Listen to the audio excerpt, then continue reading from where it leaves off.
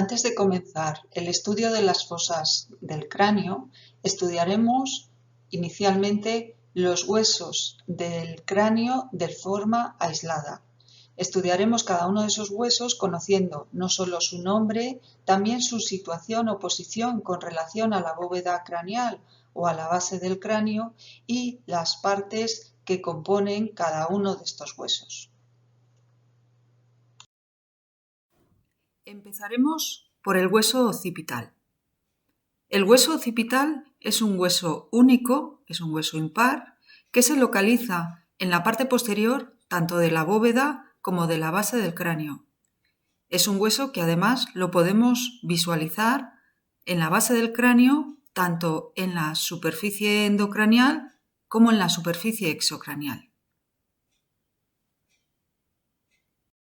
¿Qué partes tiene el hueso occipital? Bueno, pues tiene tres partes principales que delimitan un gran orificio que es el agujero occipital. Estas tres porciones se ven tanto desde la superficie endocraneal como en la superficie exocraneal y están con diferentes colores. En la parte anterior, por delante, localizamos a la porción basilar del hueso occipital. Está inmediatamente por delante del agujero occipital. Es una porción única. A ambos lados del agujero occipital, y en este caso de forma bilateral, encontramos las masas laterales del occipital. Y por último, en la parte posterior, la porción más grande, más voluminosa, que corresponde a la escama del hueso occipital.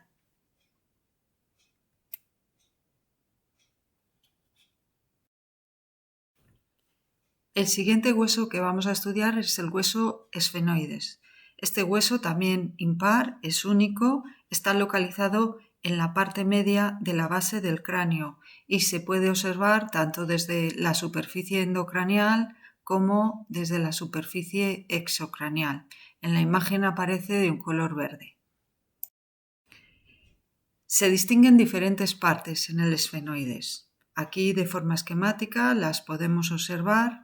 En primer lugar, en la zona central observamos con forma cúbica el cuerpo del esfenoides. Por debajo, dos prolongaciones que corresponden a las apófisis pterigoides. En la parte superior, a ambos lados, las alas menores e inmediatamente por debajo de las alas menores, dos grandes extensiones que corresponden a las alas mayores. El cuerpo se localiza en la zona central del hueso y lo vemos en esta imagen justo en el centro de la base del cráneo, formando parte también de las fosas nasales, como vemos en la imagen. Este hueso tiene una característica y es que en su interior hay una gran cavidad hueca rellena de aire y que corresponde al seno esfenoidal. Es, por tanto, un hueso neumático. A ambos lados del cuerpo, en la parte anterior, se localizan las alas menores. Alas menores, dos, de forma bilateral, derecha e izquierda, y que se pueden observar tanto desde la superficie endocraneal, como vemos en la imagen, como desde las órbitas, a un lado y a otro. Estas alas menores, con cada una de las alas menores, nace de dos raíces y entre las dos raíces delimitan un pequeño orificio que es el conducto óptico, a un lado y a otro, que dará paso al nervio óptico. Por debajo y por detrás de las alas menores, también de forma bilateral, se extienden dos expansiones del hueso esfenoides que corresponden a las alas mayores. Alas mayores que son irregulares y que, por lo tanto, se pueden observar desde distintas regiones, tanto desde la superficie endocraneal como desde la órbita o desde la superficie exocraneal y vista lateral del cráneo.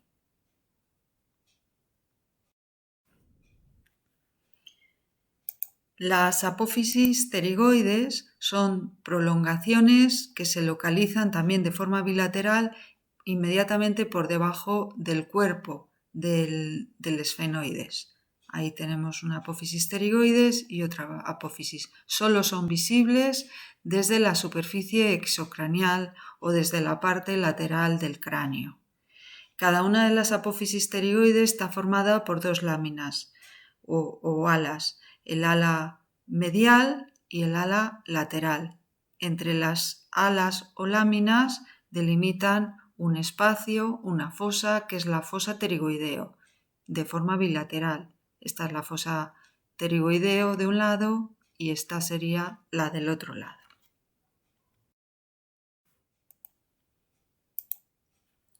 El hueso parietal es un hueso par, es decir, hay dos huesos parietales, uno a la derecha y otro a la izquierda. Ambos huesos forman parte de la bóveda craneal. Estos huesos se articulan entre sí, el parietal de la derecha con el parietal de la izquierda, formando una sutura con forma de dientes de sierra que se ve en la imagen en una vista superior del cráneo, y a esta sutura se la denomina sutura sagital o interparietal. Los dos parietales articulados se articulan por delante con el hueso frontal, formando la sutura coronal, y por detrás lo hacen con el occipital, formando la sutura landoidea.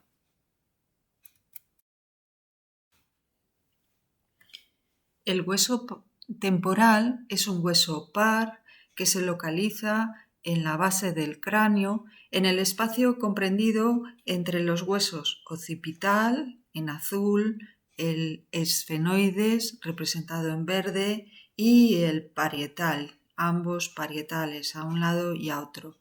Hay dos huesos temporales, uno a la derecha y otro a la izquierda. En la imagen aparece el hueso temporal de un color grisáceo. Se observa tanto en la superficie endocranial como en la superficie exocranial.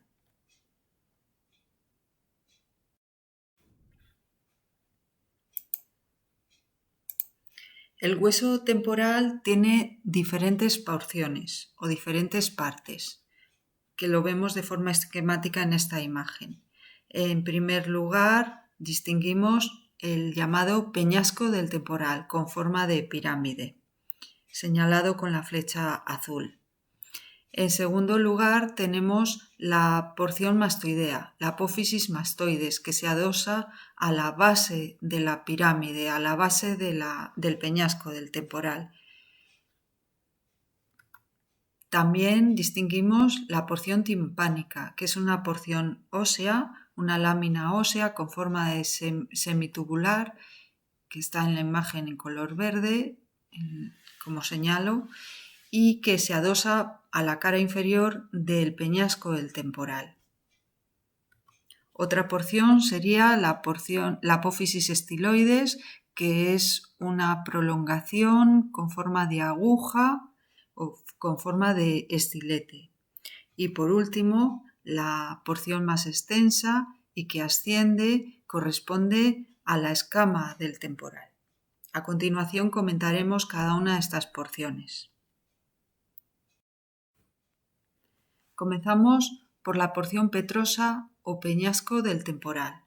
El peñasco del temporal se localiza en la base del cráneo y se puede observar tanto en la superficie exocranial como en la superficie endocranial como en la superficie exocranial. Como hemos comentado, tiene forma de pirámide, una pirámide cuadrangular cuyo vértice es medial y la base es lateral. El peñasco es bilateral.